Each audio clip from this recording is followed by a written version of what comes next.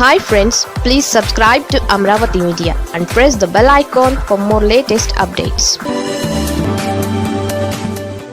అదే భ్రమల్లో చంద్రబాబు టీడీపీకి వేరే మార్గం లేదా? ముఖ్యమంత్రి చంద్రబాబు నాయుడు ఒక్కోసారి ఒక్కో రకంగా వ్యవహరిస్తున్నారు. చంద్రబాబు తీరు చూస్తే భ్రమల్లోనూ భయంతోనూ గడుపుతున్నారనే భావన ఎవరిలోనైనా కలుగుతుంది. చంద్రబాబు నేతృత్వంలోని ప్రభుత్వం 2 ఏళ్ల పాలన పూర్తి చేసుకోవడానికి రోజులు లెక్క పెడుతోంది.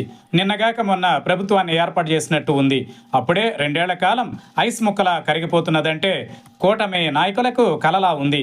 కూటమి 2 ఏళ్ల పాలన చెప్పుకోవడానికి ఏమంత గొప్పగా లేదని ముఖ్యంగా టీడీపీ నాయకులు పెదవి విరుస్తున్నారు. పాలన ఎంత అధ్వానంగా ఉందో చెప్పుకోవడానికి 2 రోజుల క్రితం మాజీ ముఖ్యమంత్రి వైఎస్ జగన్మోహన్ రెడ్డిని రాజధాని ప్రాంత రైతులు కలిసి న్యాయం చేయాలని అభ్యర్థించడమే నిదర్శనం.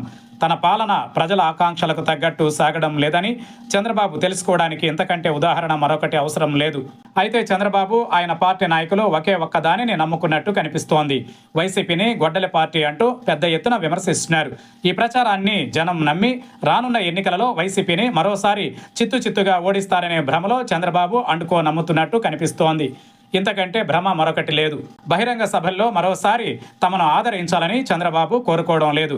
వైసీపీని ఎట్టి పరిస్థితులలో ఆదరించొద్దని పదే చంద్రబాబు వేడుకుంటున్నారు. ఎందుకంటే చంద్రబాబు గొడ్డలి పార్టీ అని అంటున్నారు. చంద్రబాబు విమర్శలనే నిజమని నమ్మి ప్రజలు దూరం పెడతారని అనుకుంటున్నారేమో. వైసీపీ అంటే విధ్వంసం, గొడ్డలి పార్టీ అనే ముద్ర వేయడం ద్వారా రానున్న ఎన్నికలలో భారీ ప్రయోజనం పొందాలని చంద్రబాబు ఆశిస్తున్నారు. బహుశా టీడీపీకి ఎంతకంటే ప్రత్యామ్నాయ మార్గం లేనట్టుంది. ఇదే సందర్భంలో చంద్రబాబు చాలా భ్రమల్లో ఉన్నారనే అనుమానం కలగక మానదు. అరాచకానికి వైసీపీని ప్రతిరూపంగా చూపి చంద్రబాబు అండుకో సంబరపడుతున్నారు.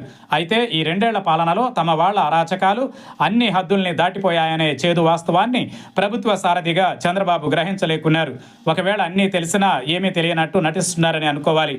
అయితే ప్రజల్లో ఎలాంటి అభిప్రాయం ఉందో తెలుసుకోకపోతే మాత్రం ఎన్నికలలో భారీ మూల్యం చెల్లించుకోవాల్సి ఉంటుంది.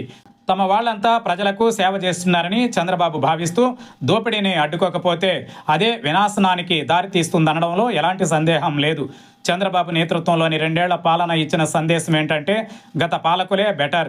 అరాచకం, దౌర్జన్యాలు, దోపిడీలో వైసీపీ ప్రజాప్రతినిధులే ఎంతో మేలు అనిపించేలా ఇప్పటి కూటమి ప్రజాప్రతినిధులు వ్యవహరిస్తున్నారు. ఇది ఎవరూ కాదనలేని సత్యం. ఎవరైనా కాదు లేదు అని వాదిస్తే తమను తాము వంచుకుంటున్నారని అనుకోవాలి. ఆత్మ వంచనకు మించిన మోసం మరొకటి ఉండదు. ఇవన్నీ కూడా తమకు నష్టం చేయడం తప్ప మరొకటి ఉండనే ఉండదు. పద్ధతి మార్చుకోకపోతే పక్కన పెడతా అని పలు సందర్భాలలో చంద్రబాబు కూటమి ప్రజాప్రతినిధుల్ని హెచ్చరించినట్టు వారి అనుకూల మీడియాలో కథనాలు వస్తూ ఉంటాయి.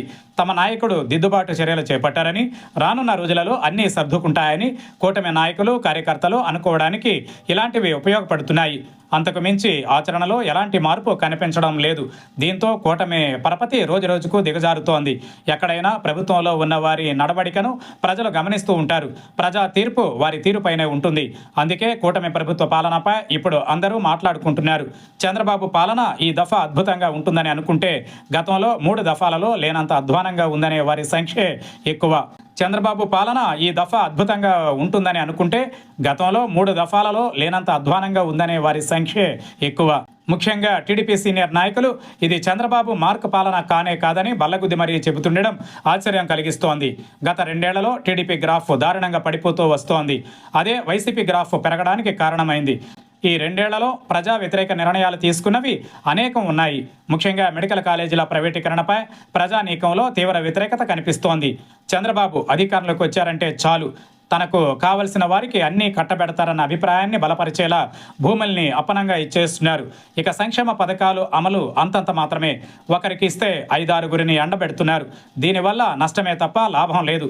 అధికారంలోకి వచ్చి 2 ఏళ్ళు అవుతున్నా ఇంతవరకు ఒక్కటంటే ఒక్క కొత్త పెన్షన్ కూడా ఇవ్వలేదు. మరి పెద్ద హామీలు ఇవ్వడం దేనికని ప్రజలు నిలదీస్తున్నారు.